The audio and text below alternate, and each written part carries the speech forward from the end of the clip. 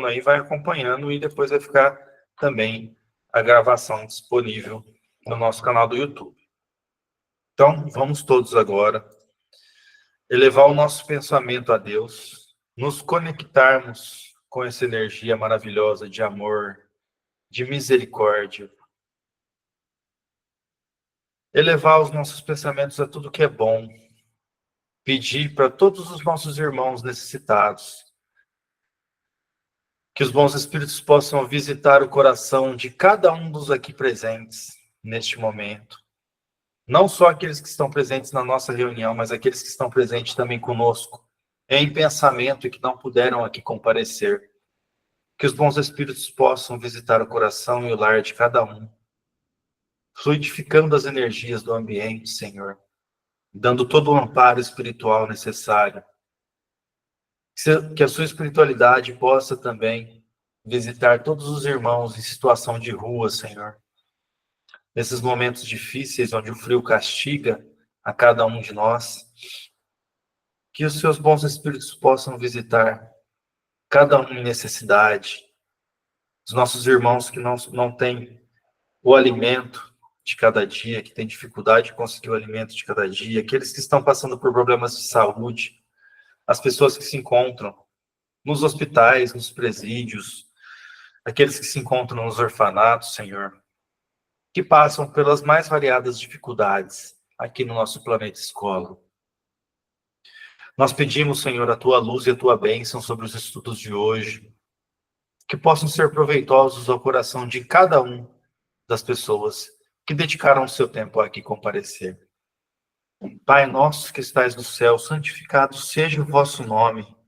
Venha a nós o vosso reino e seja feita a vossa vontade, assim na terra como no céu. O pão nosso de cada dia nos dai hoje, Senhor, e perdoa as nossas ofensas, assim como nós perdoamos a quem nos tem ofendido. Não nos deixe, Pai, cair em tentação, mas livra-nos de todo mal. Que assim seja, Senhor Jesus. Então vamos lá, gente. Estamos só recapitulando. Nós estamos no estudo do Evangelho segundo o Espiritismo. Nós estamos ainda na parte introdutória, tá? Nós estamos na introdução do Evangelho. Mais especificamente, eu vou até pegar aqui, ó. Nós começamos a introdução, nós já vimos aqui o item 1, que é o objetivo da obra. Nós começamos, lógico, né, antes disso, nas notas do editor ali no prefácio, mas da introdução nós já vimos o item 1, o 2, que é a autoridade da doutrina espírita, o 3, notícias históricas, e nós estamos analisando esse item 4 aqui. Dentro do 4 tem as subdivisões, tá? O item 4 vai falar sobre Sócrates e Platão, né, os precursores da ideia cristã e do espiritismo.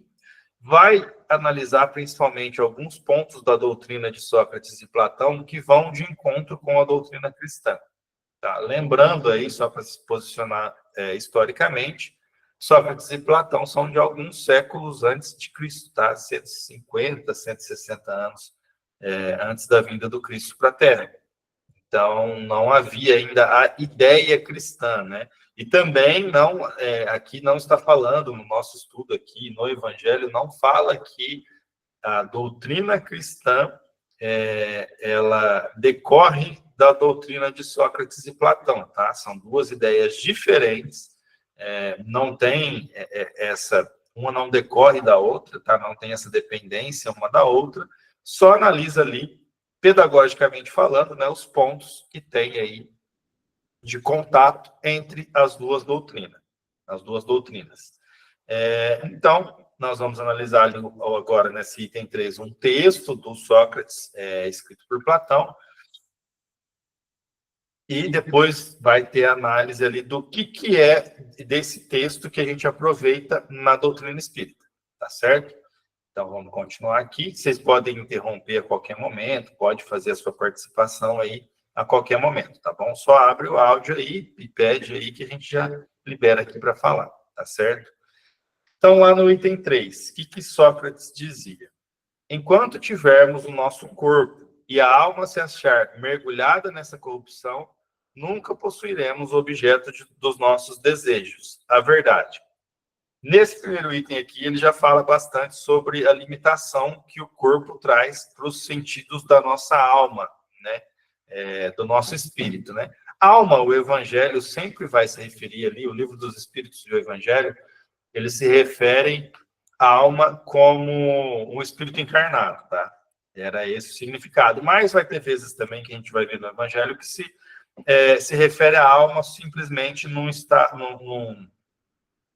sentido mais geral, como se fosse espírito, certo? Mas aqui, o que ele vai falar? Ele está falando justamente de alma no sentido de espírito encarnado, né? Porque a alma, se achar mergulhado nessa corrupção do corpo, é um espírito encarnado, né? É o espírito enquanto ainda faz uso do corpo. Nunca possuiremos objetos dos nossos desejos, a verdade. O que ele está nos dizendo aqui, mais uma vez, que no item 2 nós analisamos também, que é a questão de o nosso corpo, ele limitar os sentidos do espírito. Né? Eu digo sentidos, mas assim, acredito que vai até mais além, né, de não só limitar os sentidos, tato, olfato, visão, paladar, enfim, mas também não permitir que o nosso espírito ele deflagre os outros sentidos que a gente tem também, a percepção mais aguçada, enfim. O nosso corpo limita o nosso espírito, certo? E ele vai continuar, ele vai adiante. Com efeito, o corpo nos suscita 1000 obstáculos pela necessidade em que nós nos achamos de cuidar dele. Bom, o que ele está dizendo aqui? Mais uma vez, detalhando que o corpo nos traz limitações. O que dá a entender essa questão de o corpo nos suscita 1000 obstáculos pela necessidade que nos achamos de cuidar dele? O que vocês entendem isso aqui? Eu gostaria muito da opinião de cada um de vocês aqui. O que são esses 1000 obstáculos aí da necessidade de cuidar do corpo? O que vocês entendem por essa frase aí?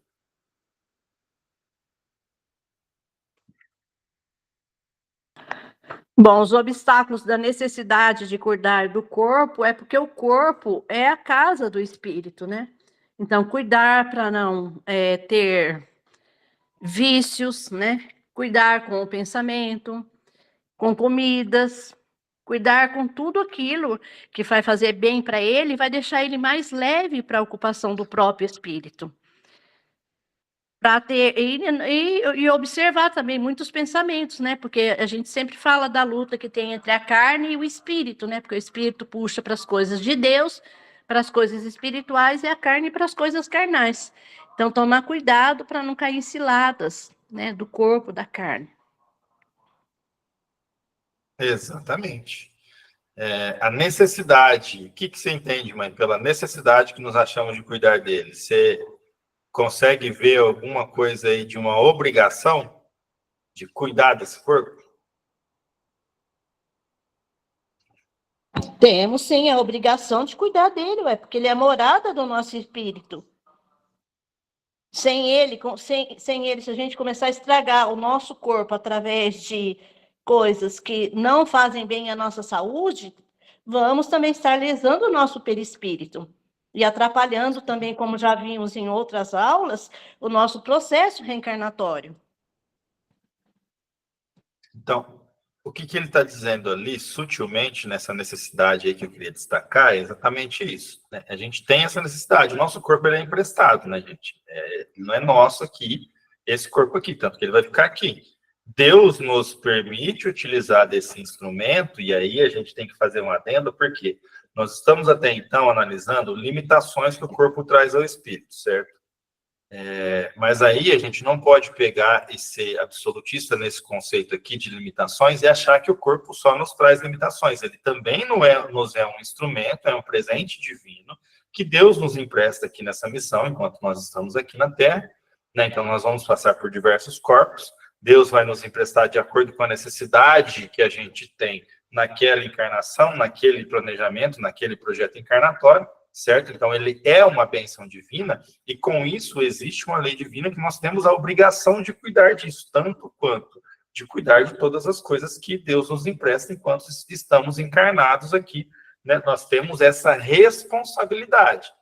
E aí vem a parábola dos talentos, né, para ilustrar isso. Nós temos essa responsabilidade, nós recebemos esses talentos quando viemos aqui encarnar na Terra e teremos que prestar conta disso algum dia. Questão do pensamento, que bem minha mãe situou aí, a questão de cuidar da parte da casa mental, dos nossos pensamentos ali. E isso influencia diretamente, isso não é agora mais crendice, não é questão de fé, cientificamente é comprovado que os nossos pensamentos, eles influenciam na saúde do nosso corpo físico. Então, isso já nos dá uma indicação clara, né, com a clareza solar, de que nós temos essa obrigação também do corpo, ela está relacionado a cuidar dos nossos pensamentos. Então, não só disso, gente, mas de toda a parte aí da psique também. Não é só o nosso corpo físico aqui, é como que estão os nossos sentimentos, como que estão os nossos pensamentos, tudo isso. E isso vai ser testado diversas vezes durante a nossa passagem aqui na Terra. Mas tudo isso nos traz e nos coloca bastante em foco. Essa necessidade é decorrente de uma lei divina de que aquilo que nos é emprestado para a nossa missão aqui na Terra vai nos ser cobrado contas a respeito do que nós fizemos com isso. Então, com relação à saúde, com relação o equilíbrio, né, gente? Não partir para a parte dos excessos, em qualquer área que seja, pode ser na parte da alimentação, tem a parte também do excesso do exercício físico, tem a parte do excesso com relação a sexo, com relação a tudo que você faz com o seu corpo, certo? Com relação a não ter o cuidado mesmo de higiene, ao excesso que é o sedentarismo, ao excesso na comida, enfim, em tudo. Então, nós teremos que prestar conta também desse instrumento, dessa ferramenta que nos foi emprestado por Deus para cumprir com as nossas obrigações aqui na Terra, certo? Então, ele suscita 1000 obstáculos pela necessidade de nos mantermos, né? O corpo aqui, ele bem ilustra essa questão de o quanto que a matéria ela se modifica, né? Ela progride até modificar um ponto que se transforma em alguma outra coisa, e o nosso corpo ilustra isso, essa necessidade de mudança. Todos os dias nós não temos que fornecer nutrientes, água, todo quanto é tipo de micronutrientes, proteínas e tudo mais, para manter o nosso corpo vivo. Ele está, na verdade, se a gente analisar a grosso modo, o nosso corpo ele está se deteriorando a cada segundo. Né? A partir do momento que nasceu, ele está deteriorando. Ele vai evoluindo, e com isso deteriorando. Não é aquela linha que a gente segue, que é muito comum também, né? De que o nosso corpo está evoluindo, chega num ponto e começa a deteriorar. Não. A partir do momento que a gente nasceu, as nossas células estão deteriorando. Deteriorando, não aqui no sentido de estar morrendo. É que a todo momento, e isso também, né, faz parte, né? A todo momento nós temos células morrendo e células renascendo. Cientificamente falando, o nosso corpo é um novo corpo a cada 3 anos. A cada 3 anos, todas as células que nós tivemos, vamos considerar hoje, 9/6/2025. Em 9/6/2028, nós já seremos outra pessoa já. Com relação às células. Todas as que vocês estão vendo aqui já terão sido substituídas por novas, de uma forma tão inteligente que a gente não percebe, porque isso vai acontecendo gradualmente. E isso nos traz a obrigação de manter essa máquina funcionando, certo? E isso nos traz várias obrigações com relação a isso, para nos lembrar sempre que há um equilíbrio. Não adianta a gente vir aqui e bater na tecla só das coisas espirituais, aqui no nosso estudo, que é mais voltado ao espírito, e tentar esquecer por um momento que nós temos essa obrigação com a matéria. Enquanto estamos aqui, temos que viver a vida daqui. Janete, sua vez. Boa noite. Boa noite. Não, é interessante enquanto você falava, e assim, a gente tem que lembrar que nós, né, entendemos que temos um período, um tempo vital, mas a gente não sabe até quando, então que a gente tem que cuidar para que o corpo sobreviva, né, a tudo isso aí, essas tentações, para manter saudável, para quando chegar, para ver se chega até esse período, porque se a gente não cuidar do corpo, vai ser tipo um suicídio indireto, né? E aí a Sim, gente vai sim. treinar lá no umbral o restante É. da energia. E sem saber muitas vezes nem por quê, né, Janete? Porque, Pois né, esse é, tipo de suicídio aí que vai desses excessos de coisas que às vezes não são proibidas, por exemplo, alimentação. Não é proibido, não é uma droga, que a pessoa vai lá e se afunda numa droga e ele sabe que aquilo ali a cada momento está aproximando ele do fim. Né? A alimentação é um negócio mais tênue, alimentação, sedentarismo, algumas coisas assim. São coisas que, pelo excesso também, você está se suicidando, mas na maior parte das vezes, sem nem perceber. e tanto que um tem relação com o outro, porque quando o corpo não está bem, se a gente está cheio de dor, doente, então o nosso espírito vai também adoecer pela preocupação, como lidar com aquilo, né? Vai entrar numa depressão, num medo, né? E porque o corpo está se deteriorando. Então, um tem que estar bem para que o outro também sinta esse bem-estar, né, saudável. Quando o espírito está bem, nosso corpo, mesmo ele sendo frágil, mas ele se mantém mais saudável, porque tem um espírito de esperança, um espírito de bons pensamentos, né, de positividade. E aí a gente vai, porque eu estava lembrando de Chico, Chico tão debilitadinho, né, com tantas doenças, mas olha quanto tempo durou. Mas ele tinha um certo cuidado também. Tem. Ele, Divaldo, né, que recentemente Exato. retornou à pátria, mas a gente vê que eles passam, né, e isso é uma lição para todos nós, isso eu tomo muito para mim. Eles dedicam a vida a servir a caridade e tudo mais. Deixa de passar por prova e expiação enquanto está na Terra. Espíritos desse calibre, né? Porque você vê, vamos considerar só a questão da saúde, que é o que a gente está discutindo aqui agora, a gente está focando aqui agora. Divaldo e Chico, a quantidade de problemas de saúde que eles tiveram que enfrentar, ir atrás, resolver, dedicar a resolver esses problemas de saúde que tinham. Não foi, em momento algum, eles puderam negligenciar isso. Ah, não, ó, vamos fazer o seguinte, eu estou dedicando a obra aqui, então, vou deixar nas mãos de Deus aí, ou da espiritualidade, ou de quem quer que seja, a questão da minha saúde. Não vou cuidar disso não, tá? Eu vou cuidar só da obra aqui. Não, a responsabilidade recai sobre eles também, da mesma forma que recai sobre nós. Então, isso nos traz uma lição. A lei é de que nós temos essa responsabilidade. E ninguém vai ser exceção à lei. Né? A lei divina, ela atinge todos da mesma forma. Né? O sol nasce para todos, é exatamente isso. Nessa descrição aí, Deus é o sol. Deus trata todos igual, de maneira igual. E um ponto interessantíssimo que a Renate tocou aqui é a influência. Tanto de espírito e corpo, quanto corpo e espírito também, né? Isso aí também tem essa troca. Mas a influência a gente sabe que vem, né? A maior parte de lá. Então, às vezes a gente fala aqui que nós temos que cuidar do corpo. Sim, cuidar do espírito também é cuidar do corpo, gente.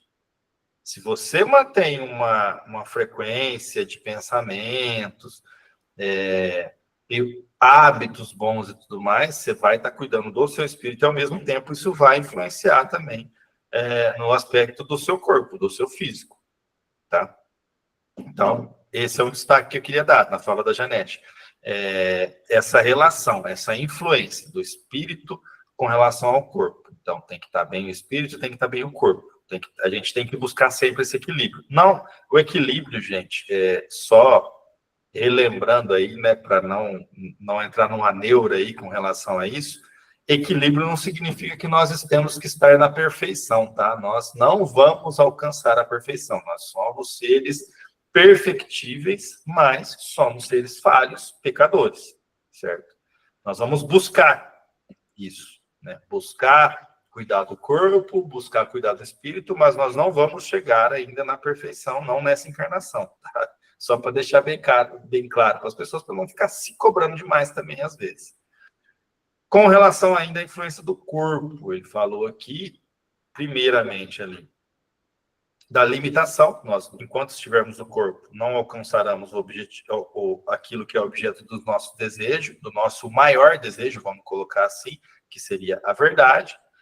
O corpo nos suscita mil obstáculos só pela manutenção dele vivo, né? A gente já tem que, todos os dias, a gente vai ter que, querendo ou não, bem ou mal, alimentar, hidratar esse corpo e manter ele funcionando ali minimamente. Independente de você estar com vontade de fazer isso ou não, você vai ter que fazer isso. Tá? A depressão, atualmente, nos mostra muito isso. Quer fazer? Não quer, mas se não fizer, vai morrer. Não tem escapatória. Não tem desculpa, mas eu estou depressivo, eu não tenho energia para nada. Vai ter que fazer sem querer no início. E isso é uma parte difícil de dizer, mas vai ter que fazer sem querer. Vai ter que exercitar uma área do nosso cérebro que atualmente a nossa geração aqui, incluindo todos aqui, tá? Nós temos deixado um pouquinho de lado. Antigamente a gente exercitava mais essa área do nosso cérebro, que é a tal da frição límbica. Né? Não sei se vocês conhecem. A frição límbica é aquela frição. Frição é um atrito, né? Vamos dizer que é um atrito. Frição límbica, o que é? É a frição nessa parte do cérebro que ocorre quando nós fazemos algo porque nós precisamos fazer e não porque a gente quer fazer. É o exercício da disciplina no cérebro. Por exemplo, eu acordar de manhã, não querer ir para academia, tá frio, tá chovendo, e eu ir mesmo assim. Isso vai ativar essa área da frição límbica. É horrível fazer essas coisas quando você não está com vontade, mas é mais um ponto bom. Saibam que quanto mais você fizer aquilo que você precisa fazer, mas mesmo assim não está com vontade, não quer, mais o seu cérebro se acostuma com isso e mais você vai ter facilidade em fazer aquilo que é necessário, ainda que você não esteja com vontade, certo? Por que eu estou dizendo isso? Porque ao continuar o texto ali, ele vai dizer ao demais, com relação ao corpo, lembrando, ele nos enche de desejos, de apetites, de temores, de mil quimeras e de mil tolices, de maneira que, com ele, o corpo, impossível se nos torna ser ajuizados, sequer por um instante. O que seria, na opinião de vocês aí, o que é esse negócio de a gente...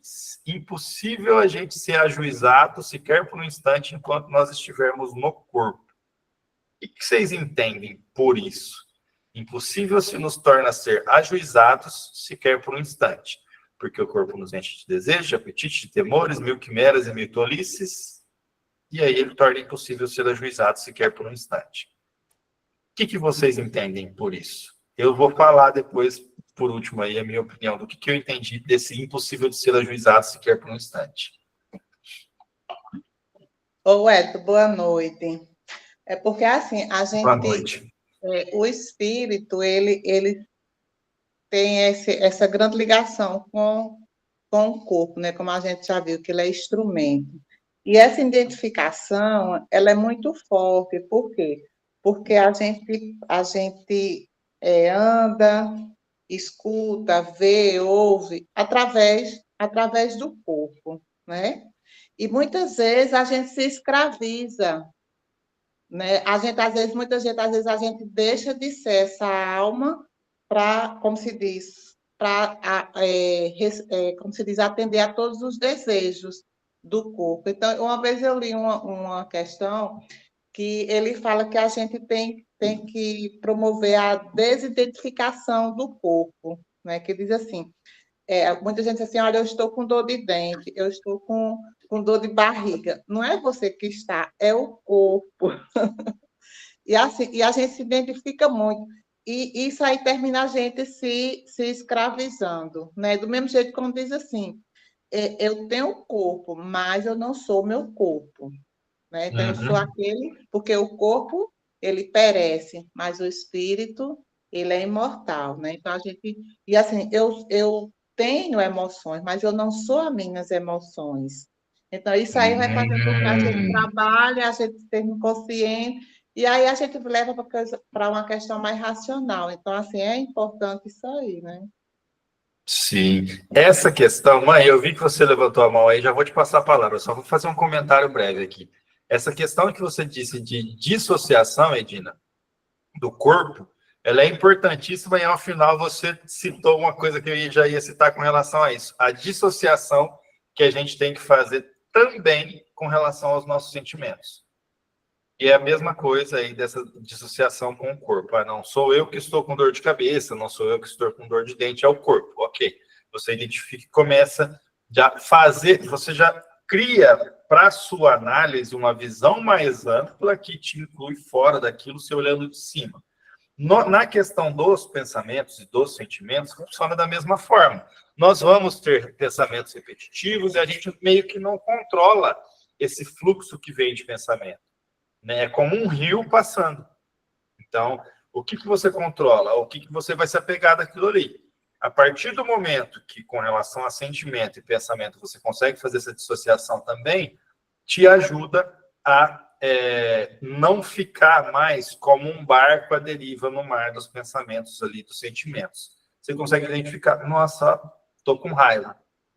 E isso aí, gente, é um exercício muito interessantíssimo para nós aqui, porque nós temos dificuldade em assumir quando a gente está com algum sentimento ruim, como se a gente não fosse sentir raiva, como se a gente não fosse sentir, às vezes, ódio, como se a gente não fosse sentir inveja. Ótimo, tem sentimentos que realmente alguma parte dos encarnados aqui já não estão mais apegados a esses sentimentos e já consegue dissociar bastante. Mas é importante fazer também durante o nosso dia e colocar isso aí como uma rotina de fazer essa dissociação dos sentimentos. Nossa, estou com raiva. Nossa, estou magoado porque tal pessoa fez isso, isso, isso. Identifica o sentimento, deixa ele passar e não se apega a ele, certo?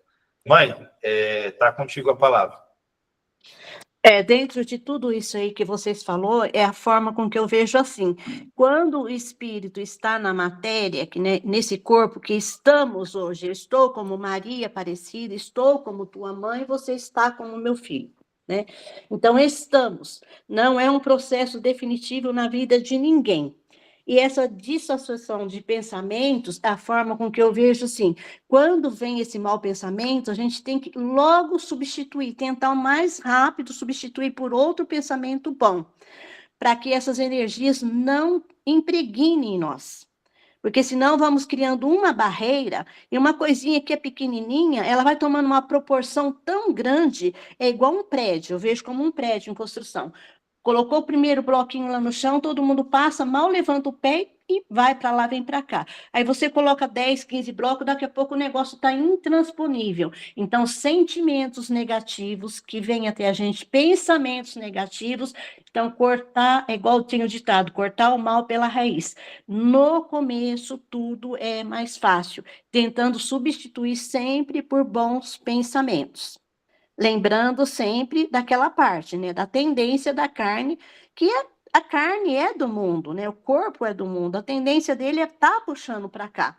E o espírito, é lógico, está puxando porque ele quer se libertar, ele quer evoluir, né? Então, tomar cuidado, fazer sempre a autoanálise à noite, se puder, na hora de deitar, falar assim, mas como será que foi meu dia hoje? Escorregou? Escorregou. Puxa vida, enfiei os 2 pés na jaca hoje. Misericórdia, Jesus. E não se cobrar tanto também. Não é porque enfiou o pé na jaca, que fez coisa errada, você ficar aí, né, se remoendo, ficar preso no remorso. Então, amanhã é um novo dia, vira a página e vamos escrever uma nova história e tentar tudo novamente. E desistir jamais, até o último segundo da nossa vida aqui nessa terra. Exatamente. Ele deixa bem claro isso aí, desde o começo desse texto, né? De que o corpo, assim como Paulo, assim como assim, milhares e milhares de citações bíblicas, fora as citações ainda do Espiritismo, do Livro dos Espíritos, a questão de estarmos mergulhados na carne aqui, que vamos sofrer essa influência, né? E a minha mãe, a Edina, todos que comentaram aqui, nós percebemos isso, né? Vai de encontro essa parte do pensamento. Nós, pelo menos essa consciência nós temos, né? Nós estamos aqui numa eterna guerra da carne contra o espírito, né? E eu entendo com relação a essa questão de que o corpo nos torna impossível de ser ajuizado sequer por um instante.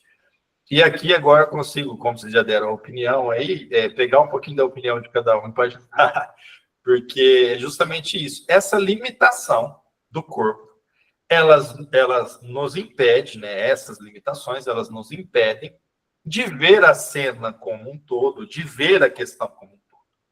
Né? Vocês vão de convir comigo, estamos aqui num estudo espírita, né? De uma das obras da codificação básica espírita, e que nós, ainda que nós nos dediquemos a estudar a doutrina espírita e tudo que tenhamos um certo conhecimento disso e tudo mais, nós conseguimos apenas imaginar como que essas coisas sejam. Né? Eu não sou médico, vidente, nem nada, então, o que acontece? O que eu vejo, percebo e sinto no dia a dia é a minha vida material aqui. Eu sei como é a vida espiritual, sei, mas consigo apenas imaginar. E quando eu estiver preso aqui no corpo, eu sei, o meu espírito sabe disso, mas eu estou vislumbrando nesse momento a minha experiência aqui, material, física, terrestre aqui na Terra. Certo? Eu não consigo, ainda que no sonho a gente consiga desdobrar e tudo mais, a gente não consegue, e a gente não traz essas lembranças todas, a gente não consegue viver o mundo espiritual enquanto está aqui. Porque a gente vive, né? No sonho a gente sai, vai trabalhar, vai fazer curso, vai fazer o que tiver que fazer. Tem gente que vai para droga, prostituição, enfim, né? Cada um com os seus problemas aí, mas a gente não consegue, na maior parte das vezes, lembrar, então a gente não vislumbra isso, não vive isso. O que eu entendo desse impossível de ser ajuizado? Eu peguei mais pelo significado da palavra ajuizado, no sentido de fazer um bom juízo, né? Que se a gente for analisar ali, ó, o primeiro significado que tem, que mostra ter juízo, sensato, do adjetivo, ajuizar. Ajuizador, que eu, aquele que ajuiza, avaliador, árbitro. Nesse sentido, de avaliar. Né? Ajuizar, formar juízo, julgar, arbitrar, avaliar, discorrer sobre. Essa parte também, discorrer sobre. Avaliar. Impossível se torna nós termos uma visão completa, porque o nosso corpo nos limita essa visão, então nós nunca vamos avaliar as coisas de uma forma integral, de uma forma inteira, sempre vamos ver com essa limitação. Nós estamos já com o filtro do corpo aqui, então o nosso espírito, se ele desprendesse do corpo aqui, o meu espírito se desprendesse aqui, ficar só o corpo na cadeira, ele conseguiria, né? Isso, gente, lógico, eu estou falando pedagogicamente, porque quando desprende aqui, eu vou ter as limitações do meu espírito no meu estado evolutivo. Mas vamos supor que fosse um espírito mais evoluído, que está preso aqui na carne, está em missão. Se ele conseguisse se desprender, ele teria visão completa de tudo que está acontecendo, de quem mais que está aqui na sala, do que está acontecendo, qual que é a cor da energia que está vibrando aqui, enfim, várias e várias informações que, limitada pela nossa visão do corpo, do nosso olho aqui, nós não temos acesso. Então, por isso que, creio eu, que ele tentou ali, impossível nos torna ser ajuizados, de fazer um juízo completo, porque nós estamos nos utilizando de sentidos limitados pelo nosso corpo físico. Então, nós nunca vamos ter a versão completa. E vocês lembram que ele começou falando de que nós não alcançaríamos aquilo que é o nosso desejo, a verdade? Então, por isso que eu interpreto aqui que esse juízo aqui ajuizado seria de conseguir fazer um juízo de valor daquilo que está acontecendo, da realidade completa como um todo, certo? Então, o corpo, ele atua justamente nisso. Por que é assim, né? Deus, obviamente, né? Ele criou tudo com um propósito. Essa limitação nos ajuda diariamente e em cada segundo na nossa conexão com Deus, porque nós temos que trabalhar na nossa fé. Se nós temos a nossa visão limitada, nós não sabemos para onde estamos indo, vamos dizer que nós temos uma visão limitada, que a gente consegue, né, com essa visão limitada, enxergar a 1 metro de distância da nossa frente apenas. Nós não vamos ter que acreditar que existe algo além daquilo ali para poder continuar dando esse espaço. Nós vamos precisar da nossa fé como combustível, devido justamente às nossas limitações, para continuar o nosso caminho e para nos tornar fortes o suficientes para prosseguir nessa caminhada, porque nós estamos limitados aqui a não saber realmente o que vem depois, porque nós sabemos que nós temos um planejamento encarnatório, não sabemos qual também exatamente é, e nós sabemos que nós temos que cumprir. Então, nós, enquanto seres limitados, devemos, pela lei divina, justamente por conta dessas limitações também, exercitar cada vez mais a nossa fé, fortalecer cada vez mais a nossa fé. Senão, acaba também o sentido de tudo, né? Se nós pegarmos os nossos sentidos limitados aqui, que só conseguimos ver a nossa passagem na Terra nessa encarnação, do nascimento à morte do nosso corpo, então perde o sentido de muita coisa, se a gente pegar e analisar só por esses limites aí. Mas olha só o que ele vai nos dizer em seguida. Mas, se não nos é possível conhecer puramente coisa alguma, enquanto a alma nos está ligada ao corpo, de duas, uma. Ele vai nos dar aqui duas hipóteses. Ou jamais conheceremos a verdade, ou só conheceremos após a morte.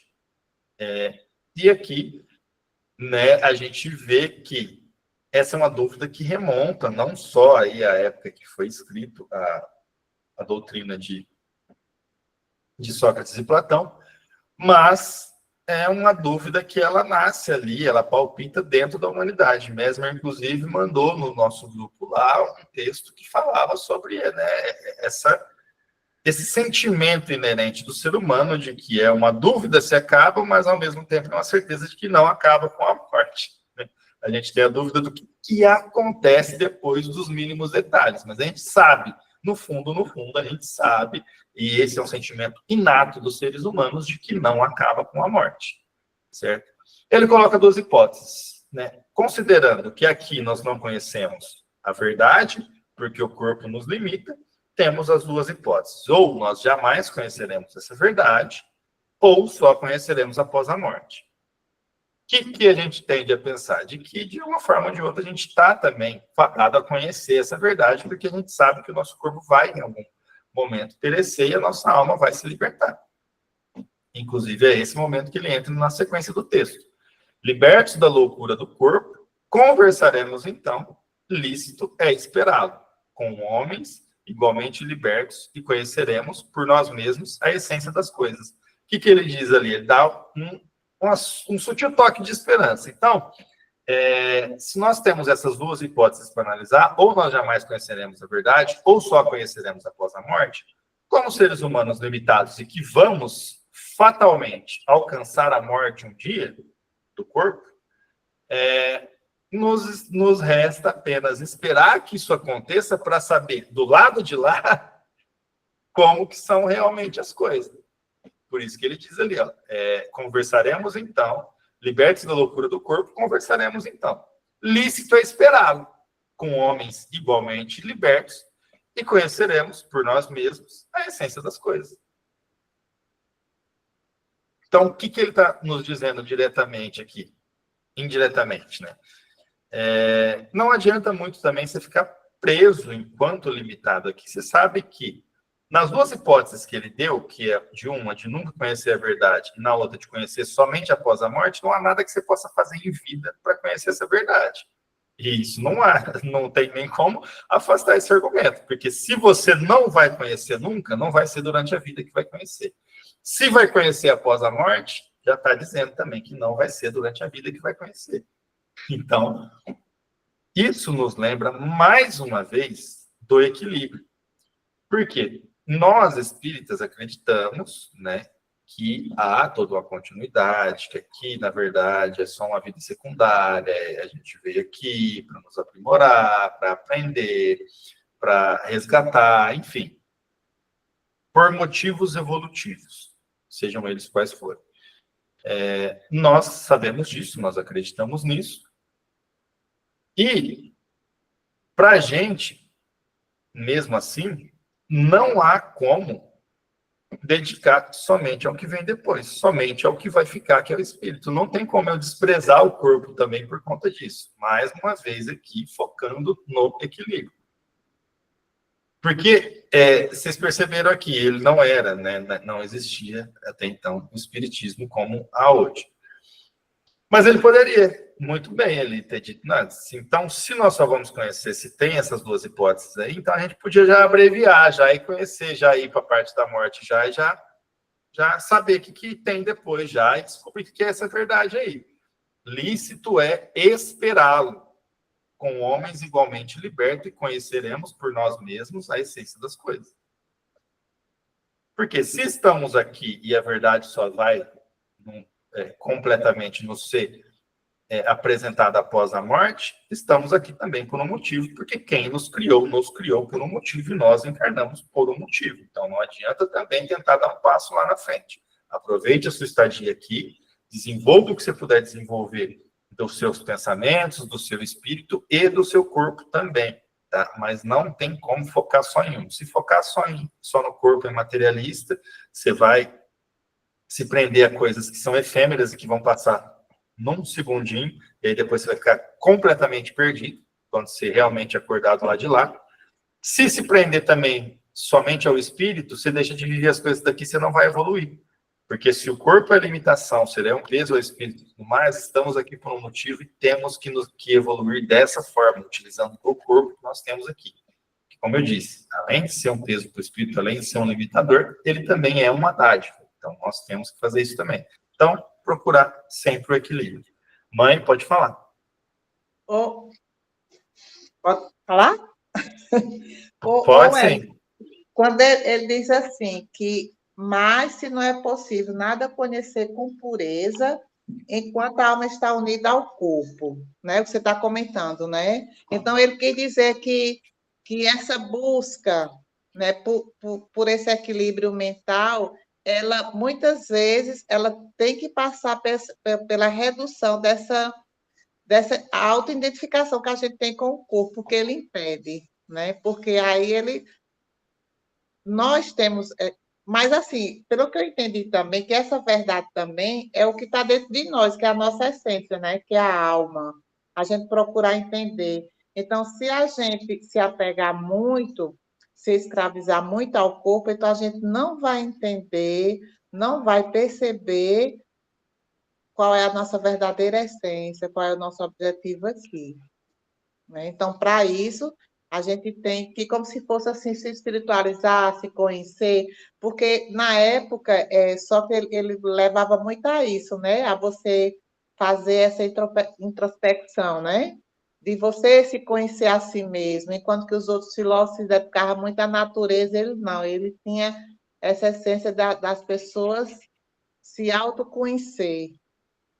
Sim. Não sei se é por aí. Essa questão, Edina, de espiritualizar para isso, é justamente isso que a gente faz, de tentar fazer essa conexão para a gente ter mais acesso ainda a essas informações do porquê estamos aqui, qual o caminho devemos percorrer. A espiritualidade não vai, obviamente, tomar decisões por nós, mas o que mais acontece, a mediunidade que mais acontece com todas as pessoas, a todo momento, é a influenciação. Então, quando a gente se espiritualiza, o que é essa influenciação? São os espíritos nos ditando ali, ó, faça isso que é melhor. Não vá por esse lado, não. Vá por esse lado aqui, vai pelo lado do perdão, vá pelo lado da compaixão, não vá pelo lado do julgamento, não, de apontar o dedo do outro. Isso acontece a todo momento com todos os seres aqui encarnados. Só que o que acontece? A gente está imerso na matéria de uma tal forma que a gente está preocupado 120% com as coisas da matéria aqui, e a gente não dá atenção para essas vozes. Entendeu? E não são vozes. Às vezes é um sentimento inato que vem ali, é um negócio... E todo mundo aqui já passou por isso. Nossa, sabe, me deu um estalo falando, não passa por aquele caminho que você sempre passa, não. Aí você vai descobrir depois, na hora que você já está na sua casa, que se tivesse passado por lá, você teria passado por um acidente ou alguma coisa assim. Então, isso aí, a espiritualidade... A questão de espiritualizar-se nos ajuda a ter acesso a essas informações, nos ajuda a ter acesso a esse rumo, porque a gente se conecta com o Criador, né? E tem o Evangelho, aquela passagem, né, do ser desperfeito, do homem no mundo, né, quando ele fala, purificai o vosso coração e não permitir que nele demore nenhum pensamento mudando ou fútil, né? Então, assim, é o do orar e vigiar mesmo, né? Sim. É um exercício diário, um hábito que nós temos que criar. Mãe, você tinha levantado a mão? Sim. O que a gente tem, qual que é o norte, a nossa bússola, para sabermos se estamos, né, nesse caminho? Essa coisa da autoanálise mesmo, de analisar. A Bíblia fala, e conhecereis a verdade, e a verdade vos libertará. Qual que é a nossa verdade? É o evangelho que a gente tem, né? O nosso modelo e guia, que é Cristo, né? No Velho Testamento, eles tinham os profetas que vinham, que se levantavam de tempo em tempo para orientar aquele povo. Quer dizer que Deus nunca deixou ninguém órfão, ninguém nunca ficou desamparado. Então, a pessoa não precisa se preocupar e entrar em angústia. Nossa, mas como que eu vou fazer? Como que eu vou saber? Dentro de você tem essa lei, porque você é uma centelha divina. Então, Deus está falando sempre em seu coração, te orienta em sonhos, te orienta. Ele usa instrumentos, né? Igual no Velho Testamento, ele usou até uma jumenta para falar com o profeta. Então, ele tem instrumentos, vão levantar anjos humanos, anjos, né, espirituais, no sonho, pessoas. Isso que a gente está fazendo aqui nesse grupo é muito maravilhoso, porque é uma troca de aprendizado, né? O que uma fala, o outro fala, então a gente vai trocando conhecimentos. Isso daí é uma profundidade muito grande, é um aprendizado imenso, e não a cobrança eterna também. E dentro dessa vigilância que a gente faz, esse autoconhecimento, se você começar a observar a sua vida, aquilo que você mais tropeça, né? Porque lições repetidas são lições não aprendidas. Aquilo que você está tropeçando muito é uma coisa que você precisa melhorar dentro de você, porque está gritando ali, né? Por exemplo, um dia eu levanto, né? Falo agressivamente com as pessoas, agrido. Isso daí não é bom, porque quando você faz isso, você já sente dentro de você aquele aperto. Fala, gente, mas o que eu fiz? É complicado, porque é o despertar da consciência também. Tem um despertamento dentro da gente aí no nosso dia a dia. Isso é muito importante.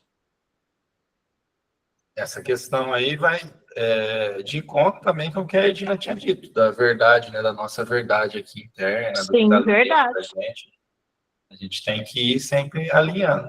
E não falta exemplo no mundo de hoje em dia de que as pessoas estão, né? Que a gente, querendo ou não, a mídia nos bombardeia sempre com notícias ruins, mas a gente vê que o mundo está realmente mudando para melhor. Tem muita gente, porque quando a gente para um pouquinho para observar, a gente vê muita gente se levantando para dedicar as forças a fazer o bem, seja ele qual for. E em diversas áreas, né? Hoje em dia as pessoas estão se demonstrando mais aptas a isso. Isso é uma forma de se espiritualizar. Né? Não Sim, é o existe, inclusive, despertar da espiritualidade. acho que não existe uma forma mais eficiente, inclusive, de se espiritualizar do que praticar a caridade, né? Fazer, botar a mão na massa. Seja ela qual qualidade for. Falar com alguém que precisa ouvir uma palavra de conforto é uma caridade imensa. E ninguém dá às vezes não dá muita atenção, porque não é uma obra imensa. Nossa, é uma obra, assim, imensa, inclusive. Você está reconstruindo um coração, às vezes, ali que está quebrado, com algumas palavras boas ali de conforto.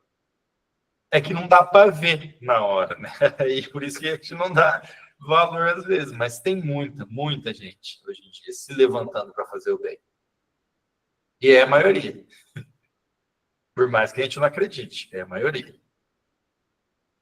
Essa é a razão porque os verdadeiros filósofos se exercitam em morrer e a morte não se lhes afigura de modo nenhum temível. Eu acho que essa parte aqui, eu já vi que a Edina disse num ponto ali, eu já vi que a grafia do evangelho é diferente desse evangelho que eu estou utilizando aqui. Então, eu acredito que nessa parte aqui não seria exercitam em morrer. Né? Depois você dá uma conferida no seu aí, Edina, que eu vi que o seu texto tá mais perfeito nessa parte que você falou aqui. Ó. Você falou aqui que não é possível conhecer de forma pura coisa alguma. Vocês vejam aí no Evangelho de vocês, isso aqui está exercitando também, que eu fiquei com essa dúvida quando eu li. Isso aqui, mas que não é possível, é isso? No último parágrafo aqui, antes da resposta do Espírito aí, né? Essa razão é porque os verdadeiros filósofos se exercitam em morrer e a morte não se lhes afiguram de modo nenhum temível. Ele diz assim, por isso os verdadeiros filósofos se exercitam para morrer, e a morte não lhes parece de nenhum modo temível. Porque eles têm o conhecimento, né? Então, eles não temiam porque eles sabiam que era só o corpo, não é isso? Sim, aqui o exercitam em morrer é na parte do exercício mental de...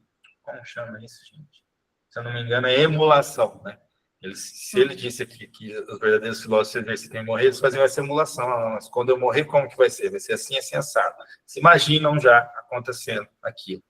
Né? E aí, dessa forma, a morte não é temível. Justamente, Muitos deles, inclusive, foram condenados, né? Não morreram de mortes naturais, né? Inclusive, se eu não me engano, o próprio Sócrates aqui, ele é desse que é condenado. Não lembro como que foi, mas se eu não me engano, ele foi condenado a beber cicuta, que era um veneno que eles utilizavam. Ele tinha duas opções, beber o veneno ou, como se diz, ele for como fosse, como é que a gente chama, que é sair da cidade, que é... ele ia ser degradado, alguma coisa assim. Isso mesmo. Então, ele preferiu tomar o veneno, né? Porque ele sabia que era um pouco apenas que estava ali, né? Perecível, que continuava a sua alma. E uma das coisas que ficou na história registrado aí foi a calma, a tranquilidade com que ele aceitou e ele mesmo tomou, e inclusive os discípulos dele, né, entraram em desespero, e ele calmamente ali na própria, nos momentos derradeiros dele ali, antes dele tomar a cicuta, ele vai e acalma, tranquiliza os próprios discípulos. Aí é uma das partes que ele foca bastante o tema da discussão dele, ali da palestra dele, em comprovar a questão da vida após a morte, que seria só o corpo dele que morreria com a cicuta, né? E aqui, gente, a gente está bem curto de tempo aqui já, mas a resposta ali, né, o link que eles vão fazer justamente dessa doutrina com a doutrina cristã é justamente, rapidinho aqui, e é só esse parágrafo aqui, ó. Está aí o princípio das faculdades da alma, obscurecidas por motivo dos órgãos corporais e o da expansão dessas faculdades depois da morte. Ele está dizendo justamente no princípio ali do Espiritismo, né? Que a nossa alma, Livro dos Espíritos, tem perguntas lá relacionadas que eles vão dizer que a nossa alma, né, o nosso espírito, enquanto encarnado, ele tem apenas uma visão obscurecida do mundo, que é limitado pelos órgãos físicos, né? Então, a gente vê que, na verdade, os nossos órgãos físicos não são eles que desenvolvem as nossas capacidades, não é por conta do olho que eu enxergo. Isso se eu falar com relação ao todo. Se falar com relação ao corpo, sim, o corpo enxerga por conta do olho. Mas se a gente falar com relação ao todo, não é por conta do olho que eu enxergo, não é por conta do cérebro que eu penso. Mas como você fala um negócio desse? Gente, se a gente começar a analisar, por exemplo, o nosso lar, que a gente já tem aqui já mais familiaridade. Se fosse o nosso cérebro, por exemplo, que guarda nossas memórias, nenhum dos livros do nosso lar não tinha sido escrito, né? Porque o André chega lá, o André Luiz, e começa a narrar as coisas, tanto da vida dele aqui como encarnado, como depois. Ou seja, ele não tinha corpo mais, porque ele narra depois que ele já tinha desencarnado, e as memórias continuam. Se o cérebro dele já deveria ter até decomposto, já deveria, não. Ele ficou 7 anos só no umbral vagando, então o cérebro já tinha decomposto. O cérebro, em poucas horas, ele se liquefaz depois que a gente morre. Ele vira água, né? Então, já é uma prova de que as memórias não estão ali, né? Então, não é o nosso corpo que desenvolve os nossos sentidos. O nosso corpo, ele tem os órgãos que nos permitem receptar esses sentidos do espírito. mas, obviamente, com limitações. Então, é justamente isso que está dizendo aqui. A expansão dessas faculdades depois da morte é justamente isso. Tirou o filtro ali, tirou o que está bloqueando, que é o corpo, depois você consegue expandir. Na série Nosso Lar, inclusive, a gente consegue ver gradativamente essa evolução de André Luiz no mundo espiritual. No começo, no umbral, totalmente limitado, aí depois começa o tratamento, começa a trabalhar. Quando começa já mensageiros, missionários e tudo mais, você já vê que a visão dele vai mudando. Eu citei isso no estudo passado e vou citar hoje de novo.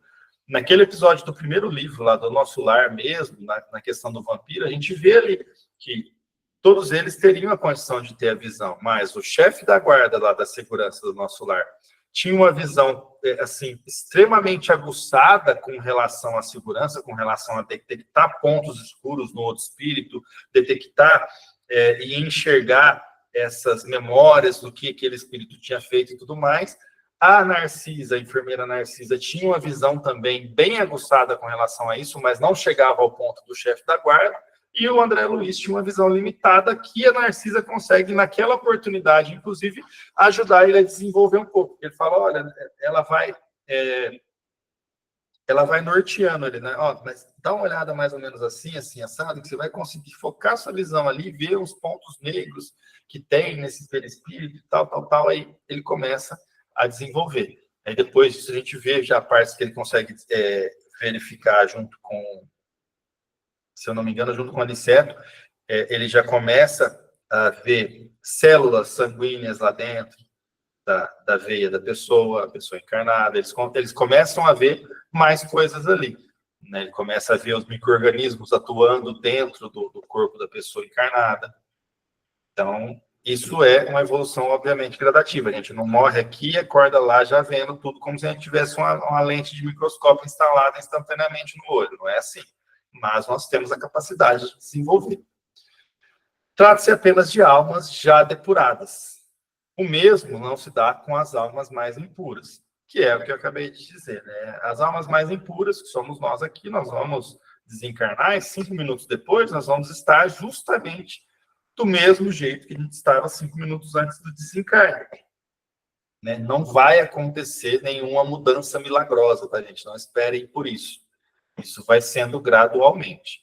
Até o nosso desligamento do corpo e do espírito é gradativamente. Vocês imaginem uma coisa comigo, uma máquina dessa, tão complexa quanto o nosso corpo e tudo mais. Se a gente pegar, por exemplo, o olho, que eu estava falando da visão agora, quantos nervos, quantas terminações nervosas, quantas ligações não existem num olho humano? Você imagina que tudo isso está ligado também? Você imagina a quantidade de fio que não tem ligado do espírito no corpo, né? Espírito, perispírito e corpo. Porque tem a ligação. A gente sabe, inclusive, daquele fio de prata que fica ligado quando nós, enquanto espíritos, desprendemos no sono e vamos para outras partes. Mas o nosso corpo é inteiramente ligado, né? Quando a gente está aqui acordado, encarnado e tudo, ele é inteiramente ligado ali, não é uma coisa que é de uma forma simples. Tanto que a gente vê relatos até no Nosso Lar mesmo, na série Nosso Lar, desses desligamentos, do quanto que envolve ali uma técnica, uma capacidade do espírito de fazer isso. Então, não é algo mágico. Morreu aqui, acordou lá, tá tudo bem, vai estar enxergando tudo, vai estar conseguindo volitar para onde quiser, vai para qualquer planeta que quiser. Não é assim. É tudo gradativo. A evolução, ela não dá saltos. E aqui termina, né? Vai terminar o nosso tempo aqui, vamos terminar aqui o nosso estudo. E aí eu já vou, inclusive, deixar combinado com vocês como tem essa remissão aqui ao céu e ao inferno, primeira parte, capítulo 2, segunda parte, capítulo 1. No nosso próximo estudo, eu vou trazer o céu e o inferno e nós vamos estudar essas partes que estão feitas as remissões aqui, tá, gente? Para propiciar que nós tenhamos um estudo mais completo. Depois nós vamos voltar desse ponto aqui no Evangelho, mas se tem a citação aqui, é porque é importante. Inclusive, essa primeira parte do capítulo 2 do Céu e Inferno vai falar sobre a questão que está mais destacada nesse último parágrafo aqui, que é do temor da morte. Então, é importantíssimo nós irmos lá, porque tem uma extrema ligação com essa questão aqui, ó. Os filósofos se exercitam em morrer e a morte não se lhes afigura de modo nenhum temível. Lá no Céu e Inferno, ele vai narrar que, conforme nós formos evoluindo, esse medo da morte também, que é providência divina. Nós temos medo da morte por uma razão, tá? Não é ao acaso, mas esse medo da morte ele vai diminuindo conforme nós formos evoluindo. Mas isso são cenas dos próximos capítulos. Alguém mais gostaria de fazer alguma consideração, acrescentar algo?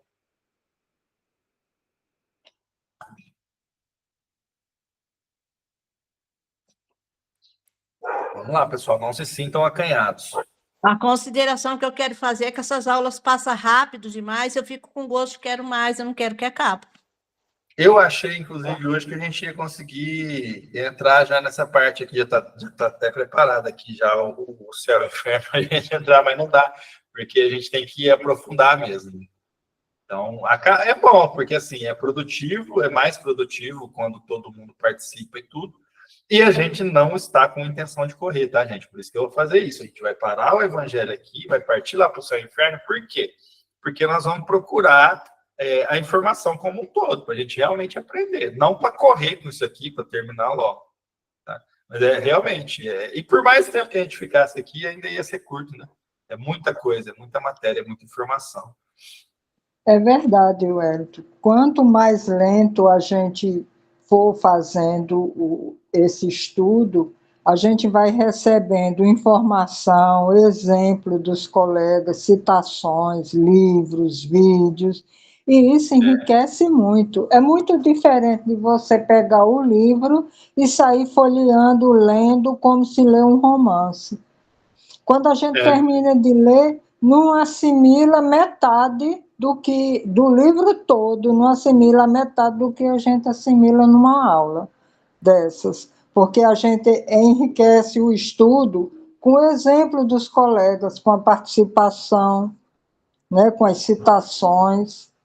É gratificante demais, eu concordo com o Cida. É pouco tempo, a gente fica querendo mais. Eu sei que seu tempo é precioso também, né? A gente também não pode ser egoísta. É que para a gente estar aqui dedicando tempo é maravilhoso. É maravilhoso. E essa é uma questão boa, eu vou destacar aqui justamente por isso. Cada um que traz um pouquinho de conhecimento, às vezes, para nós é algo simples, eu vou falar sobre tal coisa porque eu já ouvi em algum outro livro, algum outro estudo. Sempre compartilhe, gente, porque aqui é o lugar de compartilhar, e porque também cada um aqui tem contato com informações diferentes no seu dia a dia, faz estudos diferentes no dia a dia. Então, a informação que a Lúcia vai passar, eu posso não ter tido contato.